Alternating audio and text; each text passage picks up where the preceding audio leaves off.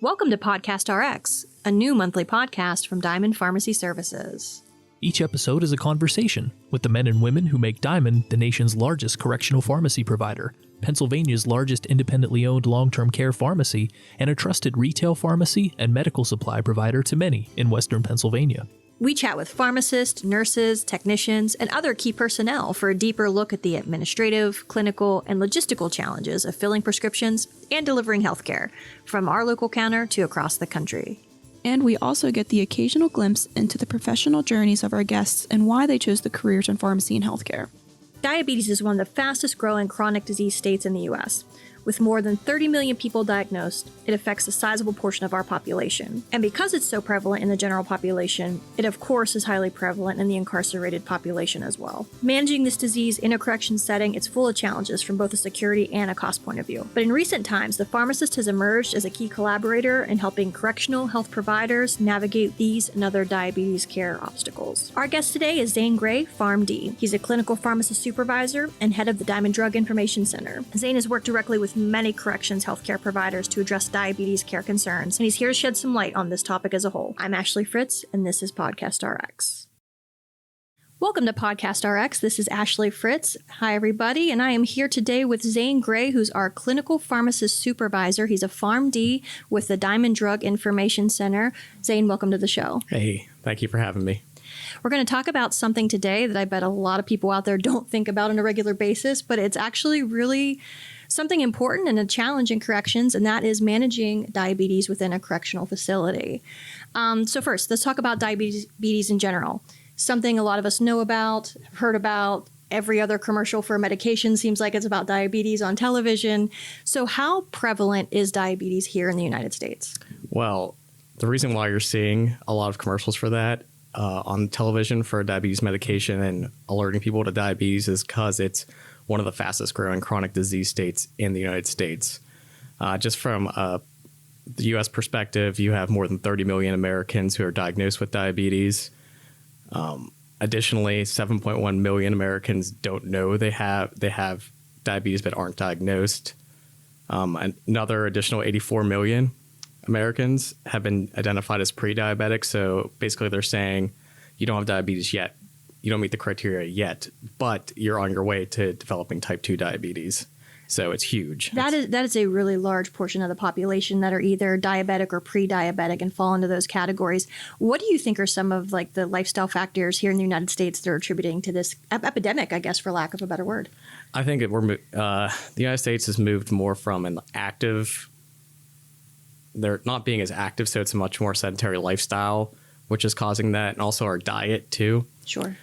We have a lot more access to high carbohydrate foods that we're relying heavily on for our diet. So that's not good that helps increase the risk of diabetes. So that could be one of the things. And a lot of people don't have access to a lot of vegetables and fruit, which has been associated and is recommended to be more in an American diet. So. Sure, of course. So inevitably, with this population of Americans who are affected by diabetes, some of these folks are going to end up in a correctional facility. And so this opens up a whole new challenge. So within the prison population, how big of a population within that demographic is affected by diabetes? So yeah, like you're alluding to, because diabetes is so prevalent, diabetic patients are going to end up in the correctional facility. So the prevalence of this is basically the general population. The patient has about 6.5% rate of the general population being diagnosed with diabetes. So there was a study that actually looked at the prevalence in a state and federal level. So this doesn't even include the jail level. 9% of those inmates. So it's a much greater prevalence in the correctional facilities. Another stat is, like, again, you're thinking about like 2 million patients or 2 million people being involved in some level of correctional setting at one time. And then you're still cycling through 9 million people are being released from a correctional facility of any size in a year. Mm-hmm. So that's a huge amount of patients potentially that could have diabetes, because we're talking in the millions and it's 9% of that million. Wow. Okay. So looking at that population, how does the management of diabetes within a correctional facility, how does that differ from the management of the general population? And maybe my first question should be, if I'm just somebody out in the world who has diabetes, how do I manage my care? So the biggest thing is you're basically relying on the cornerstones of diabetes care, which is first off, starting with non-pharmacologic interventions, so exercise and food, so your diet. Those are probably the two biggest things with regards to diabetes to help you manage your diabetes. And then after that, medications come on to further assist your body in treating the diabetes. Sure. Now, generally in this condition, are the diet and the exercise, is that usually enough to control, or are the medications more often than not necessary? So in the very early stages, they might try like a medication like metformin, but they're always going to recommend diet and exercise be added on in the very early stages. But again, it's a chronic disease state. Once you have diabetes, it doesn't go away. So you're always going to need additional medications probably as you get older in life too. Okay. So talking about that management of your care if you are diabetic, how does this differ then when you're in corrections? So the treatment of diabetes doesn't really differ in correction settings. The only thing that differs is that there are some concerns with security is a big thing. And when we're talking about diabetes, there's a couple injectable medications that are involved. So insulin, and some of the newer agents that are injectable. So that's a concern from multiple standpoints. So you have the fact that if they're on insulin, they're probably getting it. And once they move it to more than one time a day, it can be an issue of moving the inmate throughout the facility. Sure. So in the correctional facility, security is the highest priority. Of course. So you don't want people walking through, you don't want the patient like walking through unescorted, and whenever you pull a patient to take them potentially to get an insulin injection, you're pulling guards with them. Right. So you might be pulling guards from an area that they need to be in to take them over to the medical unit to have this administered. So realistically, if you have a correctional facility with a multitude of diabetic patients, just the logistics of medication administration are challenging. Yeah, it does take a whole effort of working with the jail administration or the correctional facility administration and the medical team to identify, okay, what are some of the difficulties we're going to have with managing patients with diabetes, and does really take like a top-down approach. Sure. And addressing those issues from the start with them to try to accommodate a diabetic patient. Now, is there anything special, like anybody who works in any aspect of patient care, they're familiar with like maintaining their supplies and things? And in the correctional end, I'm sure that's even a little bit more strict, because you have to be careful of anything that could be used as a weapon, anything that could cause a safety issue, like syringes for insulin. Mm-hmm. So what does the team have to do to kind of on the back end to manage that kind of care? So this is kind of like unique, especially to corrections. I've seen this whenever I've been in facilities. It's a recommended practice is that even nursing, if they end up with a diabetic patient and they're administering like insulin products, or they need pen needles or something like that, they have to count every one of those products every day and sign off that they did this. So it is an added piece that the nurse has to deal with that typically in the outpatient setting, you don't or in the hospital setting, you don't have to worry about. Right. Of course. Because if one of these items go missing, again, it can be used as a weapon. Of course. So it sounds like every aspect of this is labor intensive for corrections, and not just one of several challenges for treating diabetes. Yes, absolutely. Yeah. Definitely labor intensive. So let's talk about something else. And this might be something, it deviates a little bit from the clinical standpoint, but not too far. And that's the cost effectiveness, because these meds aren't cheap. No, especially if you review how the cost of these newer medications, they are not the most inexpensive agents. Sure. To treat with.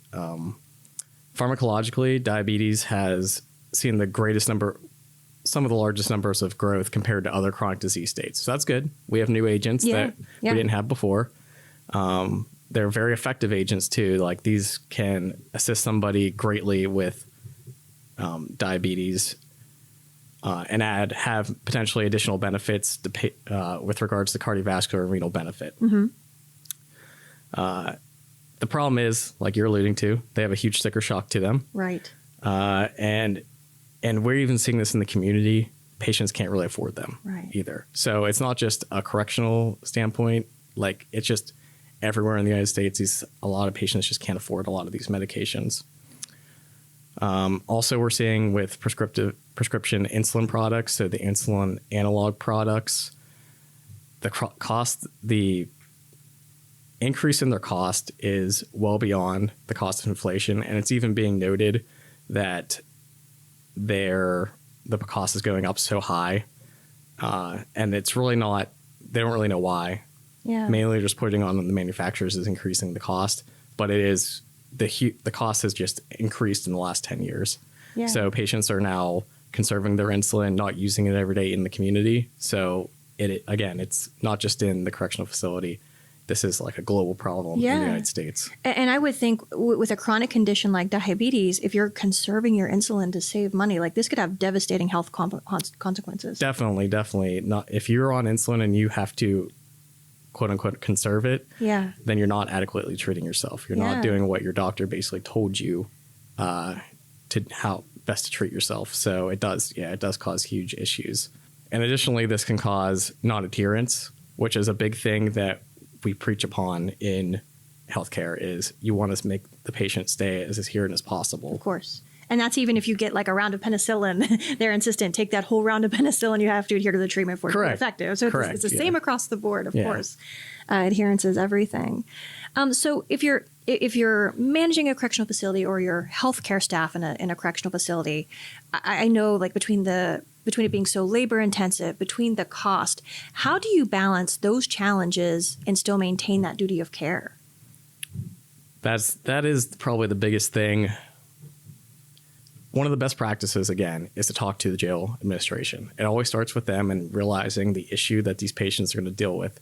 Again, they're probably going to have a limited med pass, so limited ability to do a lot of these things. Right. So a physician or the provider coming into the facility needs to be aware of this. Right. And if they really do need to say this person's an exception or implement a new process where they do have the availability to a patient, that needs to be expressed to the jail administration so they understand why this needs to happen. With regards to cost, there are a lot of cost-effective ways to manage diabetes still. You wouldn't think it, but a lot of the diabetic patients coming into the correctional facility, especially a jail setting, aren't being very well maintained. We're identifying in the community it's a problem with cost of drugs already. Sure. So they might not be adherent already. So there's a lot of ways you can do it in a cost-effective way that, like utilizing cheaper alternatives, or I guess I'd say less expensive alternatives. So right now, the biggest example I would give is they're relying a lot on insulin analog products. Can you explain what that is? So for someone like me who doesn't know. Okay. Sorry about that. I should have explained to you. Like, I might use different language you might not understand. So just let me know. So insulin analog products are these. The example is a long-acting product like Atlantis or Levemir product or a Traceba, things like that. And then they could be like a rapid-acting product like a Humalog, Novolog product. While we also have this other class, which is our humanized insulin, which so this would be like a Humulin N, Novolin N, or Humulin R, Novolin R product. So these products the biggest problem is they're not being taught a lot in schools, especially with medical staff. Because I, for example, like my friend who just went to medical school, just completed medical school, he's not aware of or how to use these older humanized insulin products. Okay. They're not really taught. Yeah. So you have a lot of prescribers that are afraid to use them. Okay. Why do you think that is? They don't last as long. So the intermediate acting products don't last all day. They don't last 24 hours. So you have to administer twice a day. Patients don't like to do that. Okay. I'm not really sure why the more like the Humulin or Novolin R products aren't used a lot more. They're over the counter too, which makes them readily available to patients. And the really only difference is that you have to take them a little bit more earlier before you eat. So Okay. I'm not really sure why they're used or not used as much, but if you look at the cost of these to the individual, it's far less. So they actually did a study on this too. That was released last year, and it basically stated that, hey, you could save a significant amount of money if you switch to these Humulin insulin products instead of using these insulin analog products, especially for these type 2 diabetic patients that probably aren't using a ton of insulin. There's really no reason to do this. Maybe a type 1 diabetic would be different because they're relying only on insulin for treatment. But a type 2 diabetic, they're probably not using like a ton of insulin. So there are cost-effective alternatives out there that maybe could help maintain the same level of care. Yeah, definitely. It's just you have to do a lot more monitoring and be aware and work with them. So again, we're seeing that our medical training isn't dealing with a lot with these products. So it's a lot of education that has to go into it to make them be used appropriately. Yeah. And you made an interesting point a little earlier talking about someone who may come into a correctional facility. There's a good chance they weren't managing their diabetes well out in the general population. Yes. So while we talk about the challenge of the diabetic care, there's a good chance that these people coming into correctional facilities are receiving better care than what they were doing themselves and are seeing an improvement in their condition. It's possible. Yeah, definitely. I've helped out with some cases that these patients, you're looking at A1Cs. So normal A1C or goal A1C is for a patient with diabetes is around 7. Okay. 7%. That's really where you strive to be with the ADA guidelines or American Diabetes Association guidelines for treatment of diabetes. You're seeing guys that are coming in with 10, 11, 12, 13 A1Cs at that level. So these are pretty severe guys that are not adherent to their medication. So getting them back under control and that education to them is paramount for their care. Absolutely. Well, and I think it's just it's a testament of what like working together with the jail administration and the healthcare team and resources such as your information center, working together like even with the challenges in the correctional setting, the good that's being done for improving patient care. We're going to take a little break now to tell you a little more about the Diamond Drug Information Center. On a personal level, we all appreciate when our pharmacist gives us a thorough consultation for a new or complex medication. They dispense not only the drug, but important information about dosing and possible interactions. This kind of medication counseling is easy to understand on a personal level, but what about on an institutional level? Where do healthcare providers, especially those delivering care to large populations with diverse needs, go when they need medication counseling? Enter the Diamond Drug Information Center. The pharmacists of the Drug Info Center dispense in-depth clinical consultation for all of Diamond's customers, from correctional facilities to nursing homes. This team of PharmDs specializes in pharmacotherapy and disease state management. And if you have questions about dosing, drug-drug interactions, non-formulary medication requests, therapeutic alternatives, or you just need general clinical advice, they're a call away. They also take proactive steps to educate healthcare professionals. They issue regular clinical updates, and they develop webinars and presentations about specific drug topics. You can reach the Diamond Drug Information Center at 800-882-6337, extension 1834, or email them druginfo@diamondpharmacy.com. And now back to PodcastRx. Welcome back to PodcastRx. This is Ashley Fritz. I'm here today with Zane Gray. He's with us from the Diamond Drug Information Center, and we've been talking about managing diabetes within a correctional facility setting. Zane, in the last segment, you referenced the American Diabetes Association, kind of like their standards of care to come out for diabetes. Can you tell me some more about that? So the biggest thing is whenever you search diabetes and correctional facilities, the ADA is going to be the first organization to pop up, probably because they're the first organization that identify that patients within a correctional facility require a specialty level of care with regards to diabetes. And they don't really deal with the treatment per se from how they should be treated. It's more of like they're identifying that these patients require an expedited level of care. Okay. So they need to be identified within the system quickly, especially in a jail setting where you might not have a provider in the office every day So somebody needs to identify them as a diabetic and how they need to be managed a little differently then. And depending on how severe they are, managed a little differently. And I guess that's a really good point, because you have folks coming into a correctional setting. You're assuming they know where they're at health-wise and they know their health conditions, but there's probably a lot of instances where they don't, and they need to be identified as such by the healthcare team. Yeah, definitely. And then just we were talking previously about like identifying them from a top-down approach and different levels of care. Again, they have to move through that system as well and be identified to be able to by the jail administration, so they know how these guys have to be managed differently than the rest of. So let's say upon intake, you get somebody in and they're identified as being diabetic.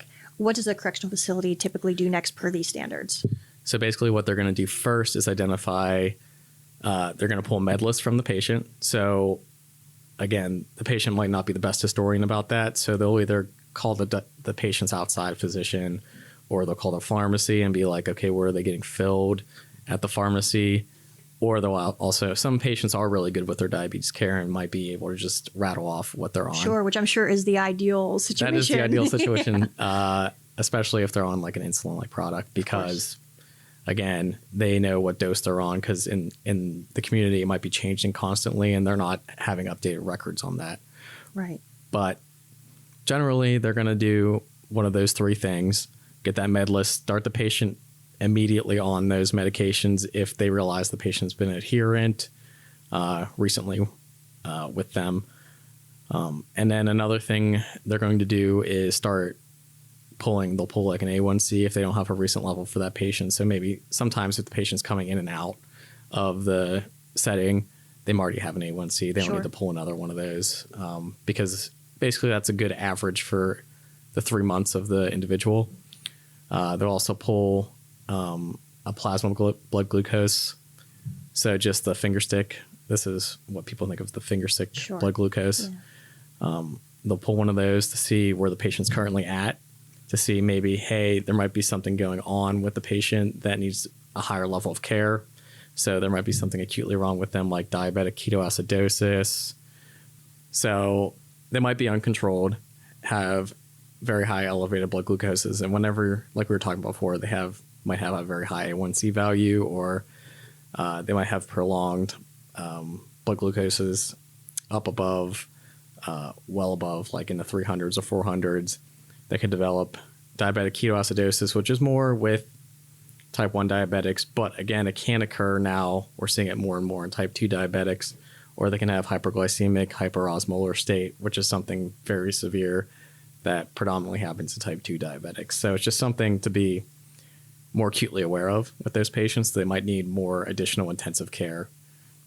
Even maybe, hey, we need to send this person to the ER now instead of trying to manage them in-house. Right, of course. Going to use every resource possible for the best standard of care.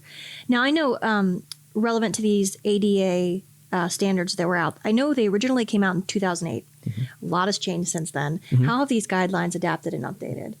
So the correctional ones really haven't updated from the most recent one was in 2011 from a diabetes management standpoint, because again, they're not really focusing on that. But the ADA guidelines in general, just for diabetes care, you're seeing a huge change in them going on. They're preferring a lot of these newer agents, which are very efficacious. Mm-hmm. They have additional benefits. So we were talking about cardiovascular benefit. Like they're seeing, hey, if you had a previous MI and you have diabetes, giving some of these newer agents can reduce the risk of you experiencing another MI in the future. That's a really major leap forward, because, I mean, you're looking at something that maybe you would need multiple medications for in the past, and it could be done under the blanket of one treatment possibly. Yeah. And it's a huge, typically like cardiovascular risk, no medication with with regards to diabetes helped out with that. Yeah. I mean, you have metformin that helped out a little bit, and that's a traditionally older medication, but these newer medications are the first classes to really demonstrate a kind of benefit from from the macrovascular standpoint or cardiovascular standpoint. Yeah. So it's a huge change in diabetes care. And now they're preferring those in patients, again, that have had these previous risk events occur. Yeah. And I think something else you had mentioned was possibly, was it renal benefits to some of these newer agents as well? Yeah, definitely. So if you had previously have renal dysfunction, which is a natural occurring thing that happens with diabetes, Right. there's a newer class of agents. They're the SGLT2 inhibitors. If you start taking those and you're adherent to those, they'll actually reduce the decrease in your renal function. Wow. So repair some, for lack of a better phrase, repair some of the damage that's been done. we're not really repairing, you're just stopping the progression. Okay. And another big benefit to that is diabetics tend to, at the end of, if the disease further progresses, end up on dialysis. This is reducing that risk of the patient ending up on dialysis, which is a huge cost in the United States in healthcare. Of course. So you're reducing that risk to that patient. So it's a huge benefit. It's also a huge quality of life thing. Yes. If that can be avoided, that's tremendous. Yeah, going to the dialysis clinic 3 times a week is not I a can't good. think. That'd be very Yes. difficult for a patient. So no, that's a tremendous leap forward. Let's circle back a little bit within the correctional environment. We talked early on in the podcast, pretty simple things I think most of us are aware of. If you have diabetes, a big part of the management of that condition, diet, exercise. Now, if you're in a correctional facility, these are two things you do not have necessarily control over. Mm-hmm. So what are some challenges related to that? So again, this is a big thing that you have to identify within the system that is an issue. So this is where you really need the patient advocate piece of your hat to come on as a clinical professional. Sure. And be able to go and talk to the jail administration about this, especially with regarding food. When you think of a diet in an incarcerated patient, you're not thinking that they're getting the best food every day. Right. So sometimes that may or may not be true, but if you identify them as a diabetic patient, you need to give them a diet that fits within that recommended dietary piece of the guidelines. And that's where you have to work with administration to make maybe like a diabetic diet or meal be available to them and recommend that to the patient. Ultimately, they still do have autonomy at some point within the correctional facility, so they can choose what to eat, Right. get something from commissary as well. So that is something you have to educate the patient on. Maybe don't go get sticky buns from the commissary. And here's going to be a diabetic diet that's going to be available to you. Right. And again, I know like a challenge with that, it's not dissimilar as to what's out in the general population. It's that generally speaking, unhealthy food is cheap. Mm-hmm. And as you mentioned, we don't always have the readily available access to fresh fruits and vegetables. I'm sure it's the same within a correctional setting to some degree. Mm-hmm. And so that challenge, it's kind of a duplication of what they may have experienced out in general population. Yeah. And everyone's like beholden to the amount of money that you have a limited budget, so you're trying to fit all the pegs into that hole. Right. But you can really work with them. The jail administration, I've seen facilities that really do take this to heart and identify, hey, if we give them food, the proper food, and then we give them the proper exercise, then we don't have to spend so much on medication. Absolutely. Makes a So lot of sense. they do understand that after you kind of break it down for them. And you can work with them to find a good middle ground with regards to diet. Exercise, again, this is something you can't make the patient go out and exercise fully. So some ideas that they use in like kind of the community setting is they can do like group exercises. So you can work with them to set up kind of work with a nurse or another clinical member of the team to kind of set up groups where they're doing exercises or they're talking about their diabetes care. Yeah. So it kind of motivates, they become self-motivated That's because really of that. great. Yeah. So that does happen in these settings. It's just something sometimes you have to think outside the box with regards to the correctional setting. Mm-hmm. So kind of circling back a little bit, we talked about part of this like standard of care that identification is key. So when somebody comes into a correctional facility, that's step one, we got to identify where the diabetic need is and like who we need to be, taking that care with. But what do you do in the case where there's somebody who maybe has been incarcerated for a while and for whatever reason, their condition begins to head towards a diabetic condition that they did not have upon intake? Mm-hmm. How does the clinical team, first of all, identify and treat that? Being that there's just understanding the limited resources, and there's so much that a clinical team has to deal with in the course of a day. Have you seen instances where this happens? So a patient that you're asking is there ever an instance where the patient isn't diagnosed with diabetes, but then develops diabetes? Develops it within the correctional facility. So yes, that does happen. Basically what they're following, you're basically identifying if they're at risk for developing diabetes first. Okay.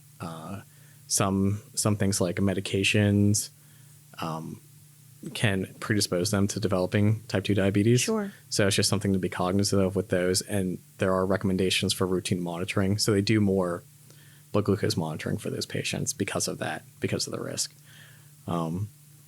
They also, if they've been in the facility for like a year, they're going to get an annual wellness visit. Yeah. So they are going to do the full workup with the patient to see, hey, where are you with regards to are you developing diabetes or hypertension or something like that? Sure. So it is a common thing that they should be able to recognize it as just part of the routine care for the individual. Excellent. And I will say that our correctional healthcare workers really do need to be commended. They have a lot of challenges. They have a lot of patients to take care of. And I think overall they do a really good job. I know you work with a lot of them on a regular basis. And I know it's a lot of teamwork, a lot of brainstorming. And I think the outcomes speak for themselves that everybody does great work. Yeah, I think I've been amazed on the level of advocacy that some of these healthcare workers do have. They're willing to get involved with patient care, identify, hey, there are some limitations that we have, but we need to work through them and figure out. Yeah. It is amazing what I deal with whenever I work with these clinicians on site. Thanks so much for listening to PodcastRx, a production of Diamond Pharmacy Services. While we're taking a break here, we'd love it if you took a moment to follow Diamond on one or more of our social media platforms. On the corporate end, you can follow us on Twitter @DiamondPharm, connect with us on LinkedIn via our Diamond Pharmacy Services company page, and also subscribe to our Diamond Pharmacy Services YouTube channel. Our long-term care division has a Facebook page, and you can find that at facebook.com/DiamondPharmacyLTC. They also have a LinkedIn showcase page. Just search for Diamond Pharmacy Services Long-Term Care Division. If you're a listener in our hometown of Indiana, Pennsylvania, our retail drugstores and medical supply stores also have a social media presence. Find them on Facebook, page name Diamond Drug Stores and Medical Supply, on Instagram @diamonddrug.medsupply, or you can subscribe to the Diamond Drugs YouTube channel. We really appreciate your support of the podcast and would appreciate your likes and follows on these social media channels. Now back to the show.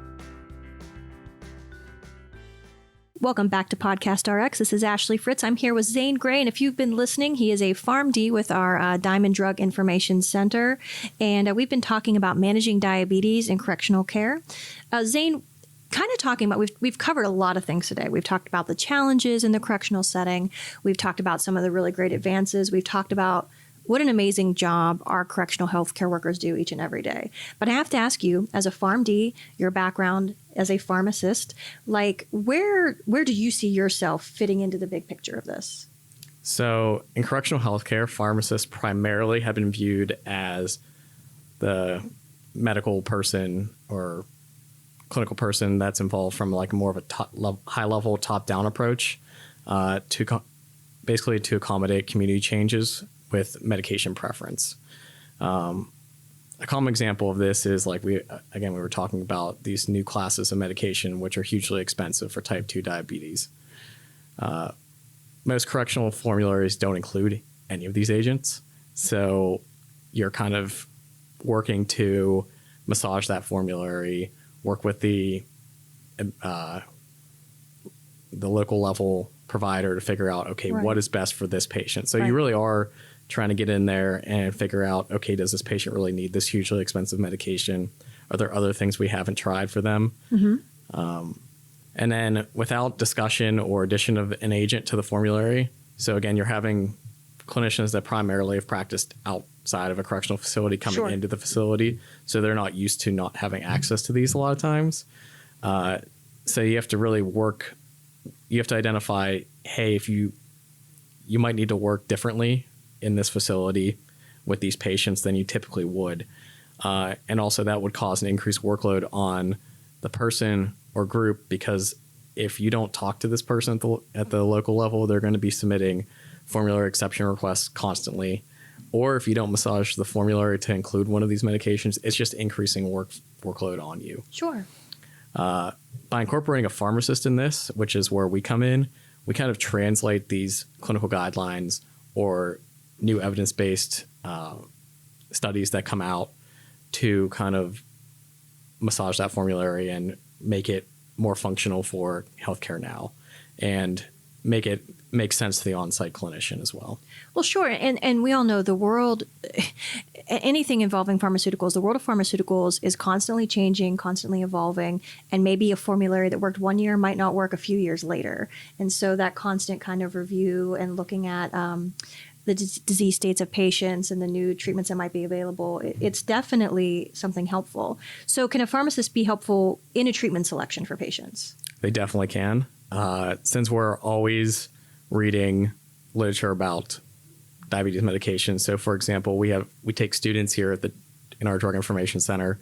We just did a journal club review on one of the newer agents. It's an new oral agent coming out. We just had him review all that for us, and we talked it over and see like where does this fit in with care right now? So we take it from that clinical study and we kind of apply it to our patient population, see if it works, where it works at, what's the real benefit. And then we kind of, since we've already talked this out, we've kind of developed our own statements or algorithm for how we want to work through this with the site level clinician. And we do that education by utilizing that. The site level clinician loves it because they understand what goals we're trying to get through. Yeah, of course. With choosing this medication over another medication. And also we can provide them with like, what's the appropriate monitoring for this patient for them. Yeah, absolutely. I'm certain your expertise comes in handy. I mean, there's so many facets of healthcare. A nurse at a correctional facility, you can't be expected to know everything. So any resource that you have at your disposal is certainly going to be helpful. Zane, is there anything regarding generics or anything in the treatment of diabetes that you've kind of recommended or that you're seeing being utilized? So diabetes is one of the most brand heavy, probably chronic disease states that we're going to deal with.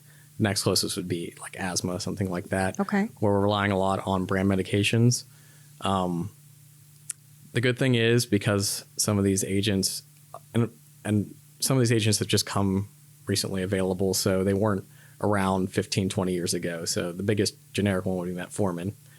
But a lot of these newer classes that are highly efficacious and low side effect risk are now becoming generic, or they'll soon be becoming generic. They're just not there yet. So again, this is one of the huge costs associated with them. Of course. Another thing is the insulin products. So we talked about insulin analog products. Those don't become generic in the same way that some of our oral medications do. Why is that? Because they fall within the FDA, they fall under more of the biologic standpoint, and biologic medications don't follow the traditional generic pathway for being manufactured. So you can't just say, I would need a generic Lantus or Levemir. You have to go through a whole different pathway, and now it's moving to where that's possible. But it is very difficult for them to become available. And there's a huge manufacturing cost associated with them. So the decrease in cost isn't as great for some of these they're termed biosimilar products or follow-on products. They're not as great as you would see with a typical generic product. Okay. So you're only looking at probably like at the most a 30% decrease in okay. cost. So not a huge difference. Understood. Yeah. So it's a huge driver in cost for the disease state. Circling back to, I know a big part of your job and your team, it's education. So in what ways does like the Drug Information Center, how do you educate and work with healthcare providers? So we work with education with every level of healthcare providers within our facilities. So we work at the highest of the highs, like presenting at correctional conferences. So NCCHC, I presented there twice on diabetes now.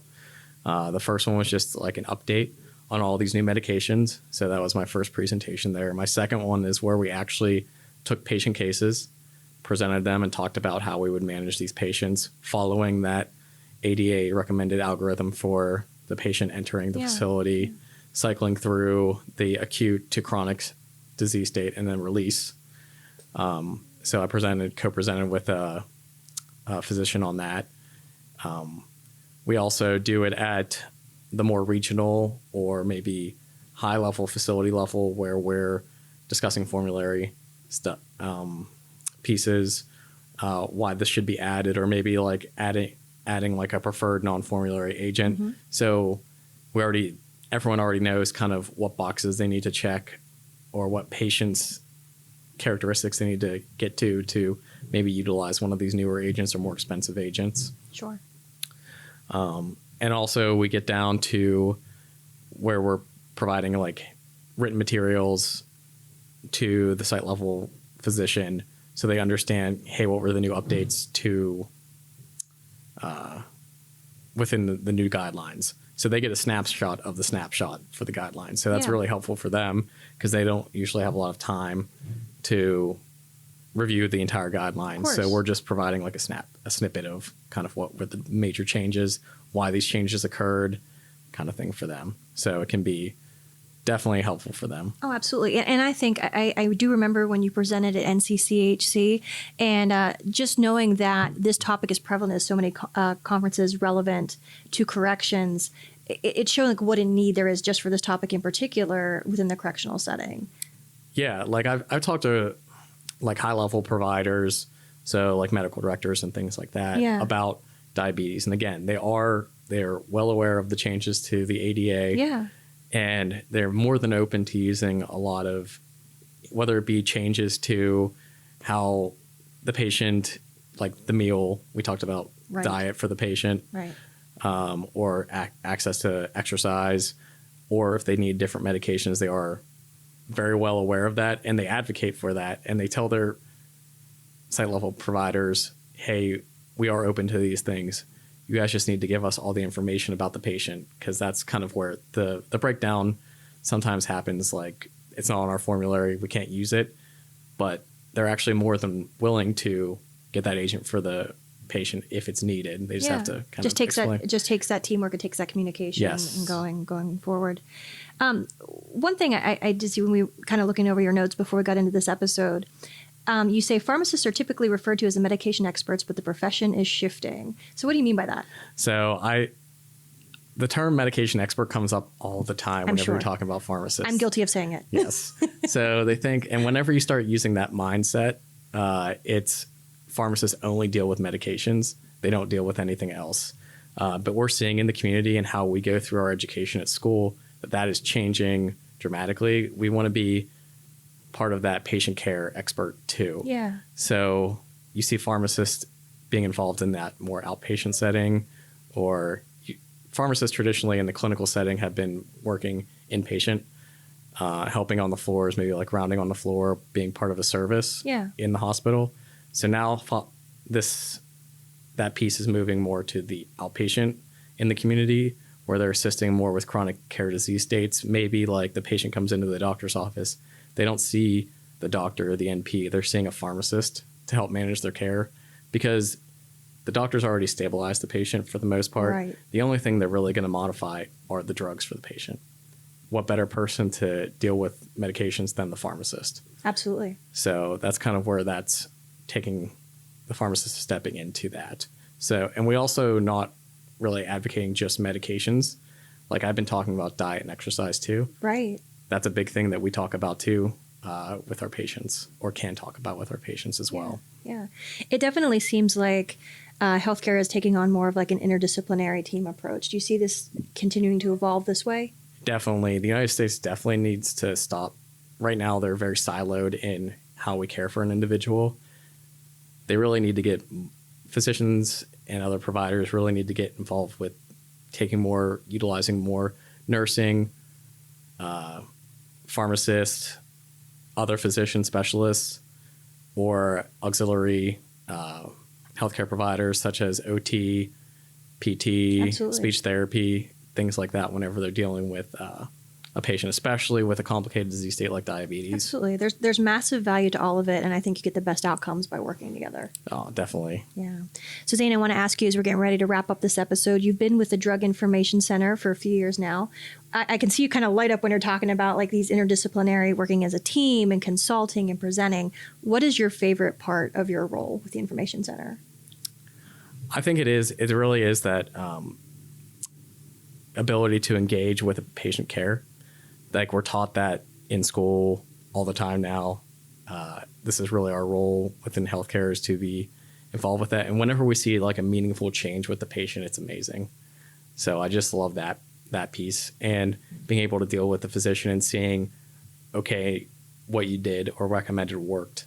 So and then getting feedback, positive feedback like that is very rewarding. That's what probably my favorite part of being in the Drug Information Center is. Yeah.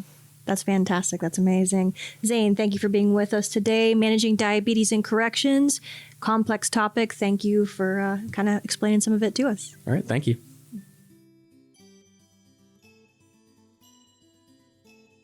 This podcast features conversations with healthcare professionals. Their statements and opinions discussed herein are for informational purposes only. This podcast should not be considered professional advice and should not be used as a substitute for the advice of an appropriately qualified and licensed healthcare professional. Therefore, listeners must not rely on the statements made herein.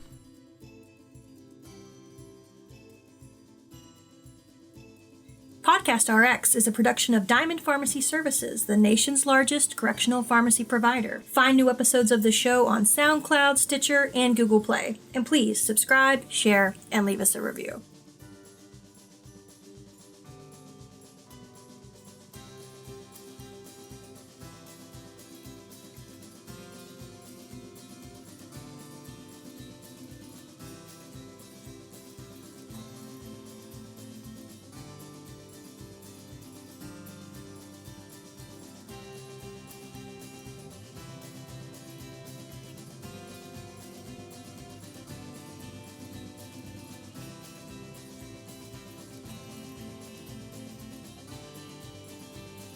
Music by Maximiliano Silvera, sound expressed by Getty Images.